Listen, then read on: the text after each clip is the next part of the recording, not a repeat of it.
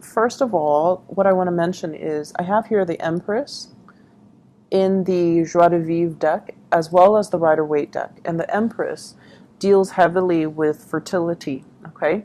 So this is a week where not only are you going to be very, very alluring and attractive to the opposite sex, it's also, or to whoever, whatever gender that you're dating, you're going to be very attractive towards people around you. You're going to be oozing pheromones. And you're going to be seen as very, very fertile. You could also be on a very fertile cycle. And, so needless to say, be very careful when it comes to, unwanted pregnancy. Be very careful when it comes to people coming out of the blue and just soliciting you for dates and things like that. Okay, so it's just the energy that you embody. It's all very, very positive. And I don't feel like you're going to be complaining. But it's highly indicative of fertility. So, be careful. Use protection. For those that are expecting or those that are wanting to get pregnant, congratulations then. So that's where I want to start off. I feel like with this love reading, for many of you, you've been waiting on something with the Three of Wands. This is like waiting to embark on a new journey, waiting to kind of escalate, take things to the next level, waiting for some type of a step up in your relationship. Like, are we moving in together? Are we getting married? Are we having children? Are you going to introduce me to your family? Am I going to introduce you to my family? I feel like you were waiting on somebody that is taking forever to make up their mind, okay? I see an element here with the Empress, the biological clock. Like, I'm tired of waiting. I want it now, and I deserve it, and also my biological clock is ticking. And you could be male or female watching this. I feel like you're at an age where you want a little bit more stability in your life. You're done with the whole, dating and first dates and blind dates and online dating. Like you're done with all of those people. And you really want to settle down and you really want to start a family. You have this nesting instinct about you. With the Empress, she's got that nest on her head. So I feel like that's where your mind is at. And I also feel as well, for some of you, you might have stayed in a relationship too because of children. You care about the kids, but then your partner, you feel they're not really carrying the weight, or you feel like you have to, be not only the mother or the father to your children, but you also have to play the parental role with your relationship partner, telling them what they need to do, telling them to step up their game, and telling them that, hey, I'm doing everything in the relationship. Where are you? So I see that element here about, needing to make demands. And if you need to make demands, go ahead and do so. Because I feel like the other person is going to step up, okay? If you are dealing with a water sign, I have here the Queen of Cups. This is a Pisces, a Cancer, a Scorpio. This is somebody that is going to be there with you. So the problem with water signs is that they don't really take initiative, even the best of them. I mean, if you tell them, hey, I really need this, that will really light a fire under their butts and get them going. Because I feel like, as intuitive as they are, I feel like they miss the big things. Like they see the little details, like they'll cook you breakfast in bed because they're really sweet. They'll buy you flowers. They'll, be there for you and just listen to all your vents and all your frustration all day, every day if you need to vent. Because emotionally, they know that it's important. But I feel like sometimes they miss the tangible aspect of a relationship, So you kind of have to tell them, and you kind of have to give them a time frame, and you kind of have to tell them, I need this done within an hour. Because if you tell them I need it done, they might, ponder over the best way to do something, and then they waste a lot of time. So as spirited as you are, you have to learn to communicate with this person in a way where it expresses that I know you don't agree with this, but I need this done. I need help, you know. So whatever it is that you are dealing with this person, I just feel like if it's child rearing, if you have children with a water sign, they might be the really, really sweet and, they might be seen as the nice, nurturing parent. And you might be seen as the person, like the disciplinarian. And you feel like that's not fair, so then you have to get them on board with you so that the two of you have an understanding or an agreement about how to raise the kids. So if you were dealing with a water sign, I feel like things need to be spelled out. Okay, this is someone who's very loving, very nurturing as well, but they don't really take initiative the way that you do. And so dealing with them can be a little bit exasperating. Okay. For others of you, there has been a lot of waiting and the other person is not really making a move. And if that is the case, you're going to be moving on. Okay, so if you're dealing with an earth sign, Taurus, Virgo, Capricorn, and I especially see like Taurian, Capricorn vibe as well. If they're just sitting there, not really making a move, not really moving in your direction, you're kind of like waving them goodbye. And you're just like, I'm starting a new phase in my life. If you're not able to kind of step up your game, I'm just going to be out of here. And I feel like for those of you who are dating casually, you might be drifting away from this earth sign and going to somebody a little bit more solid or somebody who is a little bit, I feel, older and a lot more experience, a lot more willing to like waste time and a lot more decisive. So this is the week where you are definitely making major decisions in your love relationships, coming into this sense of abundance.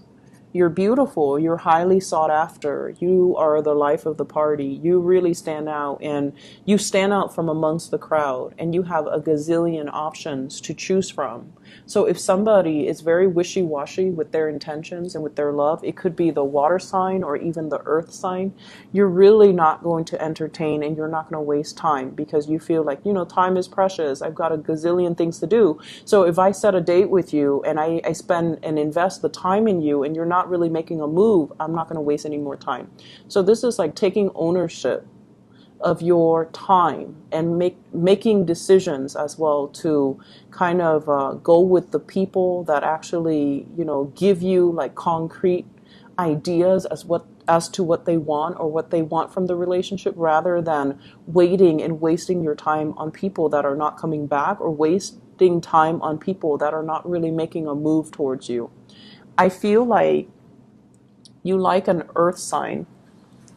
You like an earth sign, but they're very perplexed by you. They might be a little bit threatened. They might feel intimidated, or they might feel like you're a little bit careless or you're moving too fast or you have a lot of suitors, and that might be why they're not making a move. So if that is the case, then you kind of need to reach out and tell them how you feel. And then if they're still not budging, then goodbye. But I feel like it's like this. They see you with all your plans and all your ideas, and you're constantly on the go. You're probably very metropolitan. I see, and it's weird, but I feel like some of you are, like a big city type of a person, and the other person is like a small town type of a person. And so they don't really understand your lifestyle. You might not understand their lifestyle either. And you feel that this lifestyle is not for you, whereas you want something a little bit more dynamic, robust, a little bit more cosmopolitan. And they don't understand it. So I feel like there are ideological differences. It doesn't mean that it's not going to work, but I feel like you have trouble understanding them, and they vice versa have trouble understanding you. So either way, it's a good energy, but I feel like there might be attraction that is on the side of opposites attract rather than true compatibility. Okay. In other areas of your life, the spiritual advice that I'm getting here is be gentle, but be very firm. And this is in regards to those that are dealing with children. You could be a teacher, a counselor, an advisor. You could run a summer camp. You can have your own children. The first card out is the Hierophant. And every time I see this, I think of it as the disciplinarian, somebody who connects to a higher authority, and then they implement the words and wisdom and the advice of the higher authority. This is what I usually call like childhood conditioning. If you've had parents who were very, very strict, and many of you were rebellious when you were young too. You were quite a handful.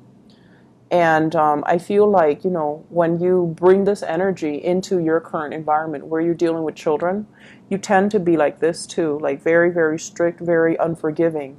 But this is a week where it's telling you, you can actually get a lot more done if you were, or get them to see things your way, or to get them to kind of listen to you if you behave like this rather than behaving like the Hierophant. So this is someone who is very nurturing, very loving, has a lot of abundance. And, this is somebody that is very fertile. Your energy needs to be kind of like this, where you open up, where you don't speak from that space of like, like the what is that moral high ground, and just come down and truly open up and try to listen to what the younger person is telling you. So I feel like some kids, for those who are parents, you've got kids that are charmer. They don't want to get in trouble. And so they can charm the socks off anybody. They're like sweet and just very affectionate. And sometimes when they get in trouble, and then, instead of disciplining them, they kind of smile and give you the puppy eyes, and then you laugh, and then you end up not disciplining them. And they know this is how you operate, so they know how to get away with things every time they get in trouble. So the trick is, to kind of be firm but gentle, okay? So be consistent as well with the discipline. So I definitely feel if you and your partner are together and you have children, I feel like there might be some really, really like glaring differences in the way that you raise kids, in the way that you discipline them, in the way that you see children. What I'm also feeling as well with the Empress card and the Queen of Pentacles, this is massive abundance that's available to you. A lot of finances that are kind of in the picture, a lot of financial stability, wanting to have children, wanting to, save up for that college fund, and wanting your partner to be on board. And I also feel because of that, there's this sense here that you have everything. And you might have said, I really want to have children. I really want to settle down, buy a house. And you find yourself in a work situation that gives you the financial abundance. But now you're working so hard. You're working a lot of overtime. And you're just like, when am I going to be able to, even retire, or when am I going to be able to take the time to see my grandkids, or have the time away from work to have children? So I feel like, the money, it's a major, major blessing. But the hours that are involved, I feel like the work environment's a little bit rigid. You might have somebody that you're answering to, and I feel almost like let your work speak for itself. Rather than trying to win this person to your side, you're highly competent and capable of what you do. Let your work's product speak for itself, and let that be, let that speak for your credibility. Let that speak for your skills as a good worker, okay? So we have some really good things coming in for this week. Lots of fertility, I feel like it's a win, like almost like a job offer or promotion. If you're getting those performance appraisal from your supervisors, what they really want to say is, I feel like you're very, very capable. So they really like you. You're dependable and very, very capable. But they might tell you, something unexpected. Like, for example, if you're hoping to get like 100% on a performance appraisal from higher up, they might say, here are a few things that you need to focus on. Or they might assume that you already know that you're really, really good. So they might, instead of dwelling on all the times that you succeeded, they might say, let's talk about the other projects that you had trouble with. Mainly because, they already know that you're good. And so they want to flush out the stuff that you can improve upon. So don't feel bad about it. Okay?